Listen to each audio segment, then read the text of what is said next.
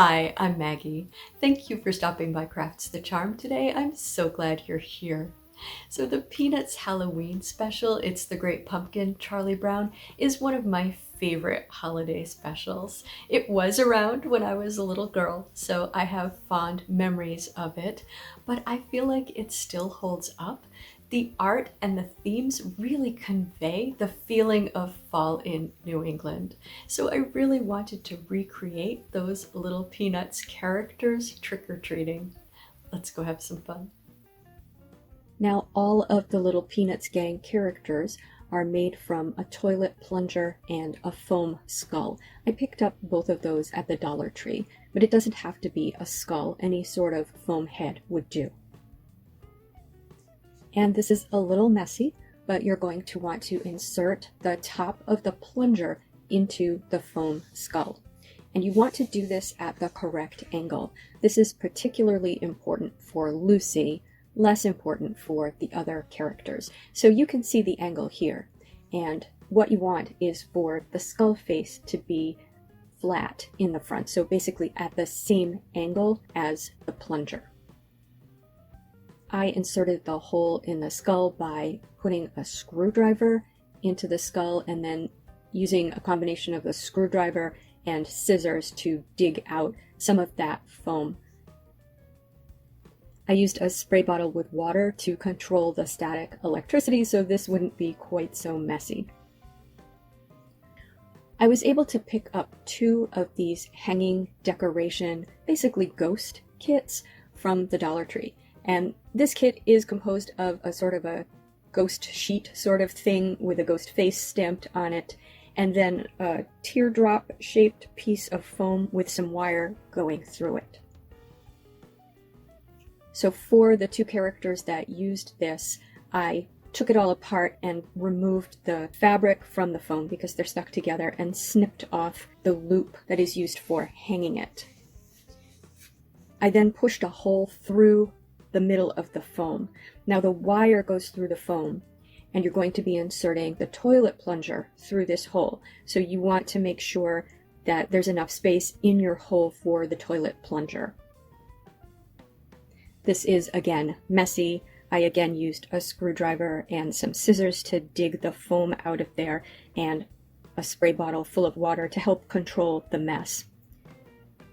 Once I had the hole all the way through it, I pushed the toilet plunger rod through that and pushed it all the way up to the skull. I didn't need to glue or fasten it in any way.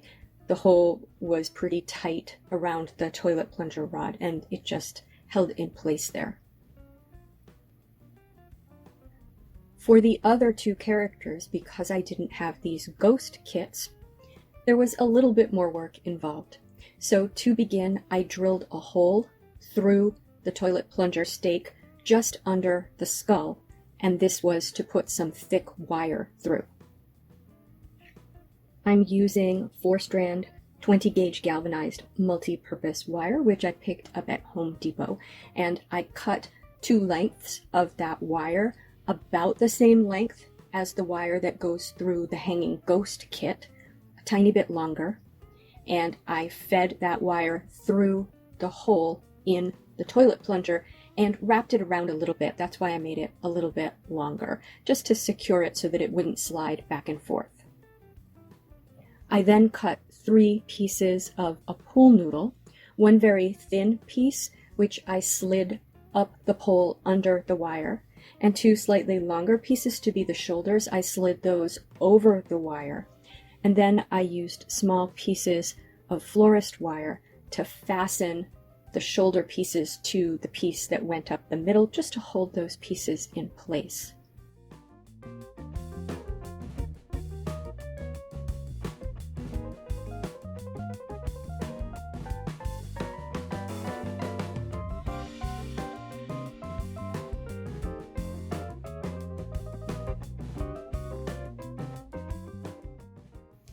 Now I'm going to use a plastic tablecloth from the Dollar Tree. I have a white one, and I'm going to cut the sheets for my other 2 characters from that. But that is very transparent. So to obscure the skull, I'm going to put a couple of white plastic shopping bags over the skull. Now my shopping bags have printing on them, so before I put them over the skull, I'm going to remove that ink with some alcohol. I find that the green ink from my Stop and Shop bags is pretty difficult to get off. Red ink from Target bags is also pretty difficult to get off, but the blue ink from Walmart bags I find I can usually remove completely. So I just placed the cleaned shopping bags over the top of the skull, and then I put the tablecloth over that and just trimmed it around the bottom to a size and shape that I thought looked appropriate, and I pinned the whole thing into the skull with some straight pins at the top.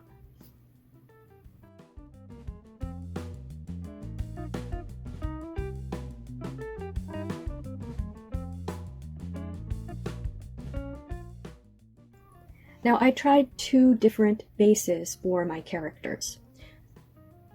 I thought that I might try to put these on my porch railing, in which case they would need a small base. So I thought I would try to use the toilet plunger base that I already had, and I drilled 4 holes into the toilet plunger base. When I put them on my porch railing, I used the florist wire through the holes to tighten them down to the porch railing. I do not think this was as successful as the base that I made for Lucy, and Lucy's base would allow me to stand these figures up anywhere. So to make Lucy's base, I made basically a pinwheel. I had a piece of scrap wood from a little demolition I had done, and this is about a 1x2, I think, and I just cut it into even size pieces.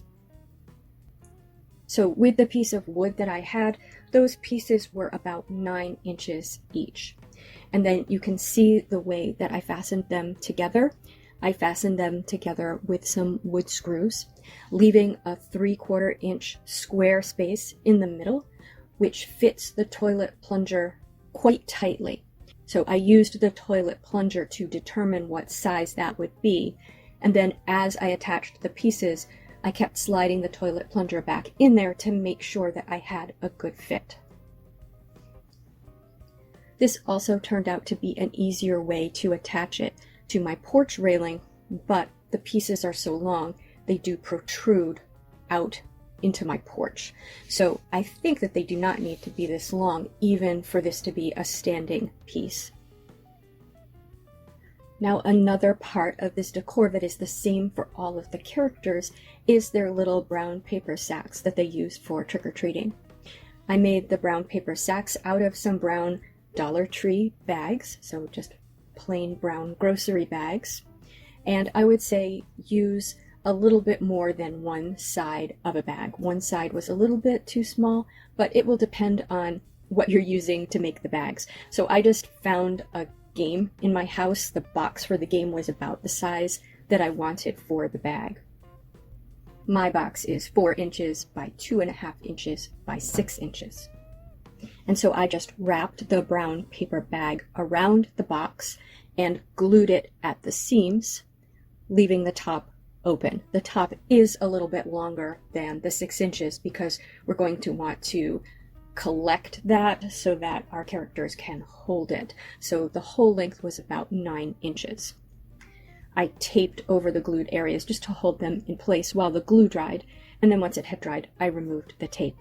At the top of each bag, the characters' bags are pinked, so I just cut a very rough pinking. I wanted it to be a larger scale than what I could make with pinking scissors.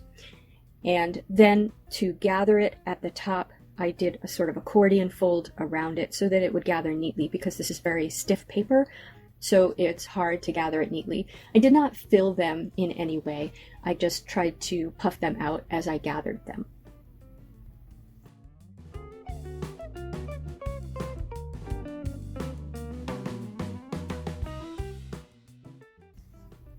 Now, for Charlie Brown is probably the easiest one to create. So I cut out some ovals out of paper just so I could make all of the eyes a consistent size, and so I could figure out what size I wanted with a piece of paper held up to my little ghosts before I then drew on my sheets. And with Charlie Brown, I gave Charlie Brown 2 eyes and basically a mouth. I tried to follow basically what you see in the cartoon. And I just traced around the circles with a black Sharpie and then filled them in. And then I just positioned them over the sheet in various places and filled them in. And that's basically it for Charlie Brown's sheet. So I then put the sheet over the skull with the paper bags on it, pinned it in place, and then took the wire, because Charlie Brown is one that I made out of wire and the tablecloth, took the wire arm within the sheet and wrapped it around the top of the bag. Now, I did not try to make little hands for these characters, but in the cartoons they all have hands, so that's something that could definitely be an enhancement of this craft.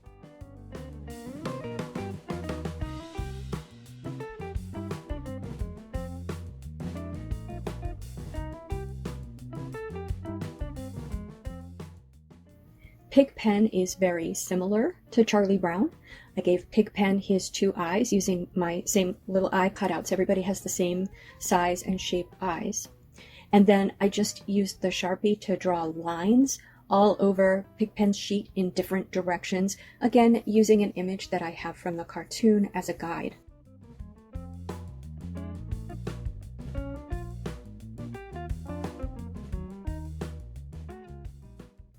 Now, Pigpen also has clouds of dust all around him, and so I thought to recreate the clouds of dust, maybe I would try some steel wool.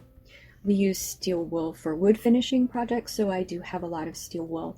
And I ended up using 2 of these pieces of steel wool that I have. And I opened it up, so I had one long sheet of steel wool, and then I separated it into thick strands. And I used some thread to sew those to Pigpen's sheet, or basically tie knots, basically really not sewing, but tying them around Pigpen's sheet in semicircles. But then I sewed them to each other and brought them out forward so that when you put Pigpen down, you can have that cloud extend in front of him.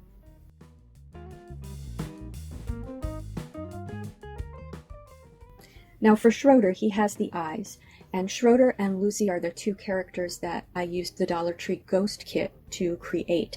It is a little bit harder to draw on this fabric with a Sharpie, but not impossible, so that's what I did for Schroeder's eyes using the same little pattern that I used for the other characters. And then Schroeder is wearing a sort of a Davy Crockett hat, and it's a tan color. And I was lucky enough to find a piece of faux fur at the Dollar Tree in a tan color. I think you could use felt for this, and that is what I was going to use if I couldn't find an inexpensive, suitable piece of faux fur. But my Dollar Tree had a box of faux fur, and one piece was tan. And I thought I might need more than one piece, but I actually was able to make this hat out of one piece. Normally my inclination would be to sew this and to give it a lining of cardboard so that it would stand up. But I thought, this is a Halloween costume basically. There's no reason to sew it, and you might not like to sew it, so let's see if we can hot glue it. So what I did was I made the hat out of cardboard, and this is just a cereal box. I cut a long strip that would go around the head, and then I just bent it so that it would fold into an oval, and taped it together with masking tape, and then I traced around that for the piece on top, the crown. And then I simply glued the fur to it and then trimmed the fur. The fur wouldn't go all the way around, so I had to do that in 2 pieces.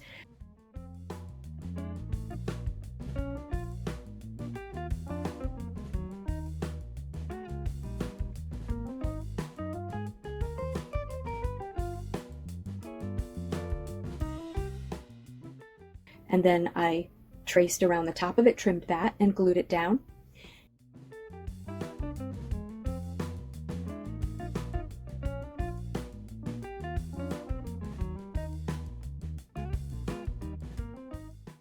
And then I cut the tail shape, and I wanted the tail shape to have fur on both sides, but I didn't have enough fur left to cut two tail shapes, but I just used scraps of fur for the underside and just glued the scraps of fur to the underside of the tail, and then I glued the tail to the inside of the hat. When I put the hat on Schroeder's head, I just used a couple of pins, pinned right through the cardboard and into the styrofoam to hold that on his head.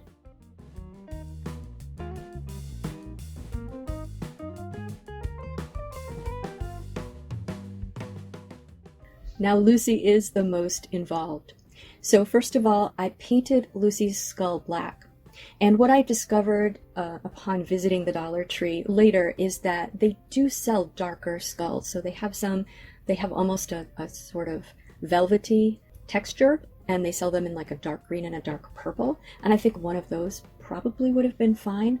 But I painted the skull black because Lucy's hair is black, and that's what we're going to see under her witch's hat and behind her mask. So I wanted to disguise that her whole head isn't going to be covered with hair. So I just painted the skull with some acrylic black paint. Now for her mask is made out of a clear milk bottle. So I, using an image as a guide, drew the mask shape and face onto a milk bottle and cut it out. And then I cut out the handle of the milk bottle to be her nose.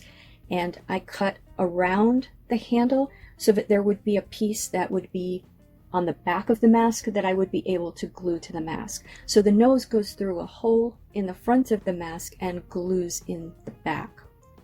And then for the sort of the chin, I also cut another piece for the chin.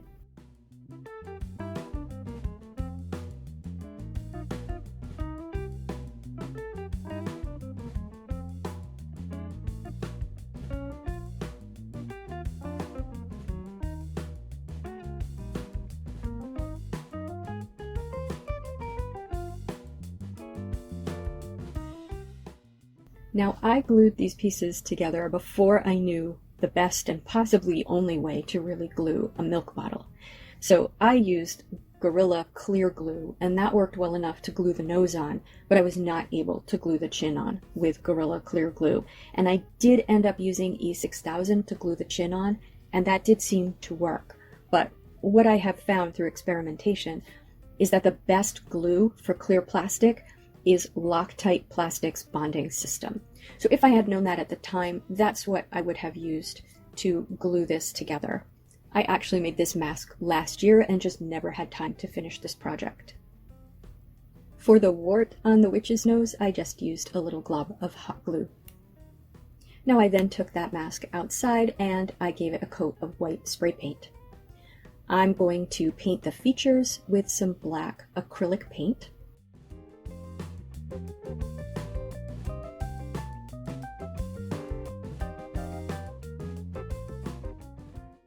Once that is dry, I'm going to paint the green part of the mask. This mask is almost a neon green. I didn't have a paint that color, but I mixed something up using Ceramcoat Jubilee green and then Apple Barrel's pale Daffodil and I think a little bit of white. I painted the front of the mask where it's green, so just not in the eyes, and then I also painted the back of the mask.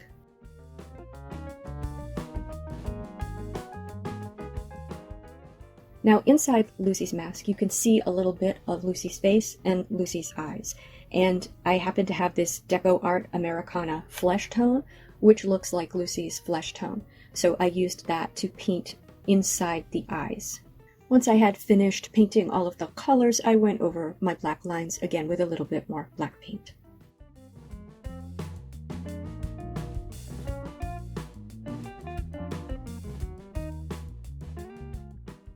Now, Lucy's hat is made out of a styrofoam bowl, some wire, and a red tablecloth from the Dollar Tree. So the styrofoam bowl is the middle part of the hat, and the wire is the brim. I laid that down on the red tablecloth and cut around it, and then just folded the tablecloth over the wire and hot glued it down.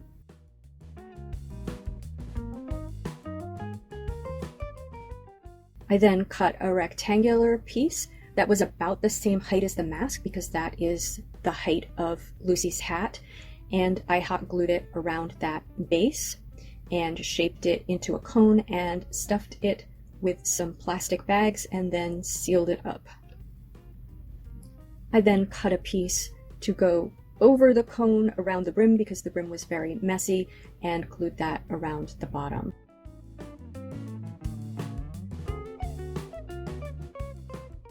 Finally, I took that outside and just sprayed a little bit of black spray paint just very lightly over it because I felt it was too bright.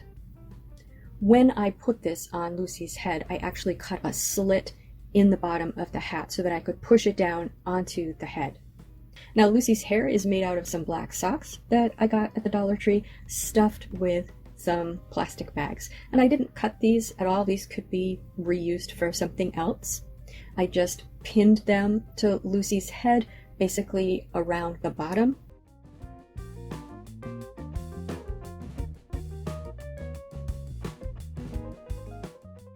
And then I took another sock and put it over that to be her hair that is immediately under the hat. I did poke a couple of holes in the mask, and I put some black twine through the holes so that the mask could be tied around the head, but I also used green pins to hold the mask onto the skull, so I just pushed them through the mask and onto the skull just to make it a little bit more secure. Now, I did put these up on my porch railing once I completed them, but as I said, my method of attaching them to the porch railing really only worked for Lucy, and then I generated some AI art and I staged them within the AI art that I generated. So here they are in the AI art.